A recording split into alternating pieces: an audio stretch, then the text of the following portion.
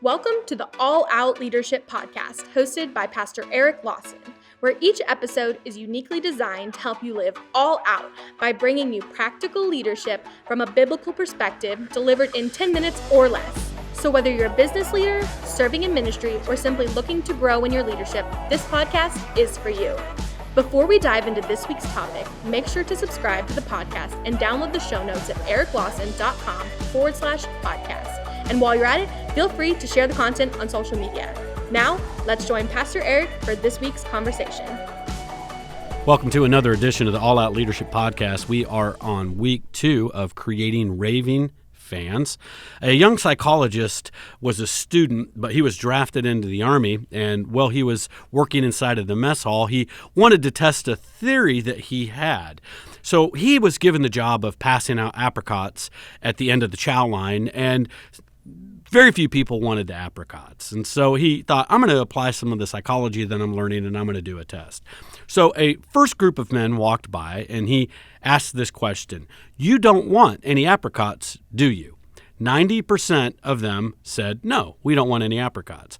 So the next group that came into the mess hall, he tried this. He goes, you want some apricots, don't you? Surprisingly, 50% said yes. Then the next group that came into the mess hall, he said this: would you like one dish or two?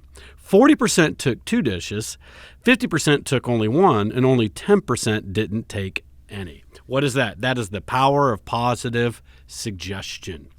What Jesus does in this story that we looked at last week, the story of a leper coming to him, kneeling down, saying, if you're willing, you can make me clean. And Jesus reaches out and touches the man, says, I'm willing, and he heals him. What we see is this power of positive suggestion, that Jesus is going beyond just words. He's going on to show that I truly value who you are. We said last week, it's hard to make somebody feel like something when inwardly you believe they're nothing. And often we're saying one thing, but our behavior is sending another message. And we want to harness the ability to just really tell people in multiple ways that you are valuable, that we care about you. And then ultimately what you're going to see is you're going to see a positive response.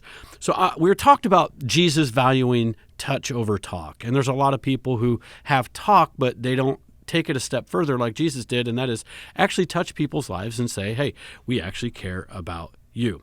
So we're going to pick up with that, and I want to just give 10 simple ways that we can regularly touch random people inside of our life and ultimately make a great difference. If you apply these to your customers, you apply this to people attending your church, to maybe people that you're leading, maybe you're a boss and you just do this with your group of workers or people on your staff, you're going to also find that their sense of value, their sense of worth, their sense of, hey, you actually care about me, you're going to see some positive results because of the power of suggestion that you're telling them, hey, you matter and you're valuable. Number 1, introduce yourself to them. I know that sounds so simple, but we live in a culture where a lot of people just avoid people.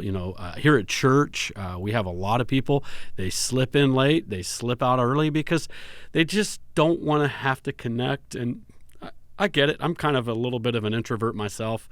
Naturally, I tend to want to be that way too. And you have to get outside your comfort zone and meet people. And sometimes, you know what, that's just hard. But God created us to need relationship. Every customer coming through your doors, even if they kind of put out the, power of suggestive message like, hey, leave me alone, inwardly, they really do want to feel valuable. They really do want human interaction. They've probably just been hurt a lot. So go out of your way and just find somebody and introduce yourself to them. Now, if you're a member here at Element Church and you are a member or a volunteer, just make this part of your regular weekly routine. When you're at church, look for people that either look like they're brand new, maybe they look like they're lost or they're confused if they're carrying a visitor back. And you know what? Just go up to them and just introduce yourself. Hey, I'm Fred. Hey, what's your name? So great to meet you. Glad you're here. Welcome to Element Church. Can I do anything for you? Can I show you around? Can I answer any questions? And when we have enough people do that, everybody coming through that door is going to walk out of there going, wow, that is just a friendly group of people. I didn't like that guy preaching. His sermon wasn't any good, but man, that is the friendliest church I've ever ever been to. And you know what? There's times that people will simply come back in spite of the message because they just want the human interaction of being around people who actually cared. So go out of your way to introduce yourself to people. I love certain environments, businesses that I go into, and it's part of their culture. You walk through the door, hi, welcome to, and they state their business. There's a particular inexpensive pizza place where they make your pizza fresh for you here, and I love that place because one, it's cheap, two, it's really good. But you know what? If I'm having a bad day, I walk through that door and I always hear, hi, welcome to such and such. Glad you're here. Is this your first time? What can we do for you? And they're all trained to do that. There are certain companies that I've been impressed with because when I go ask an employee, hey, we're such and such, there's that type of employee who goes, it's on aisle 17. But then there's the other employee who goes, hey, you know what? It's on aisle 17. Let me take you there. And they'll walk and stop what they're doing and walk me all the way to that location. Then there's an employee who takes it even a step further. They talk to me while they're walking on the way. Hey, so glad that you're with us today. What brought you in? What can I do for you? And they build a relationship on the way. Be that type of person because what you're going to find, you may not have the product they're even looking for, but if you'll be friendly, you'll introduce yourself. Next time they have a need, they will come to you first. Number 2, touch them by remembering their name. A lot of us aren't naturally great at remembering names. And I came across this one time in a book, and I've applied it ever since, and it has dramatically increased my ability to remember names. And so it's this. Use a person's name 3 times in the first 5 minutes of an introduction. It will greatly increase your ability to remember their name. So you meet somebody. Fred, hey, so great to meet you. So, hey, Fred, tell me, where are you from? Are you from around here? Are you out of town? Fred, I just want to thank you for coming in today. Can I answer any questions for you?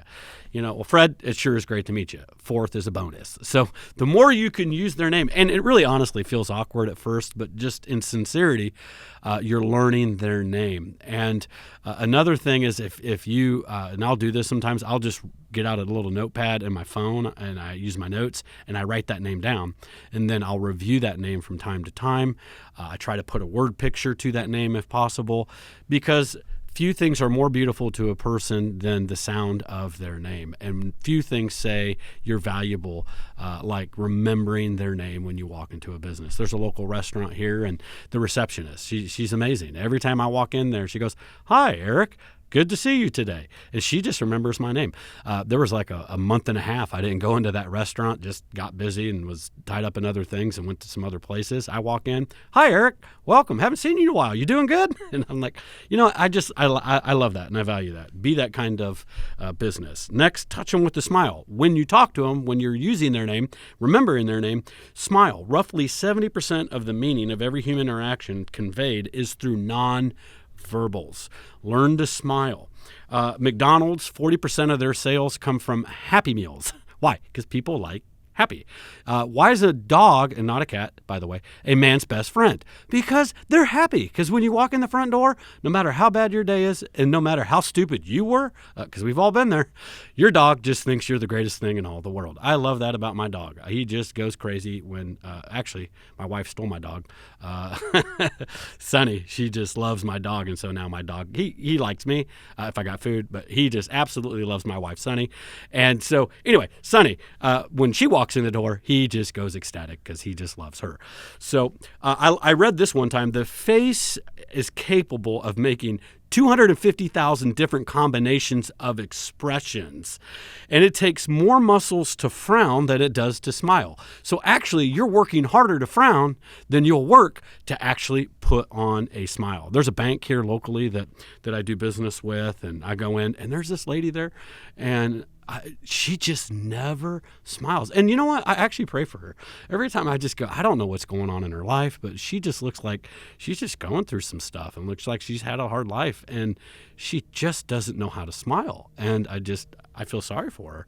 And I don't even think she realizes it, but just, you don't want to be that, okay? Abraham Lincoln was looking to fill a particular position in his cabinet, and somebody suggested a particular person. And he goes, I don't like their face. And the guy goes, well, how can that person be responsible for their face? And Abe said something very genius. He goes, anybody over 40 years old is responsible for their face, because we have the choice whether or not we smile. It's really a choice that we make. Now, the fourth thing is this: have consistent eye contact. So you introduced yourself, you're exercising their name, you're smiling while you talk, and then you know what? Keep constant eye contact. Now, this is tough for people like myself with ADD, because I tend to be distracted by all the other things going on around me, that other person walking behind them. Oh, I haven't talked to them in a while.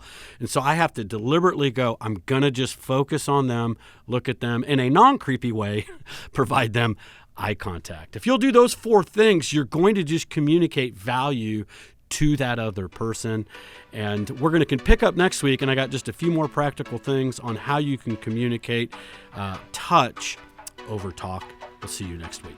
Thank you for joining us on the All Out Leadership Podcast. We hope you gained new biblical insight that challenged you to grow in your leadership. If you've enjoyed this week's episode, we would love your help in getting the content out farther. You can help by subscribing to the podcast at ericlawson.com/podcast and telling others about it.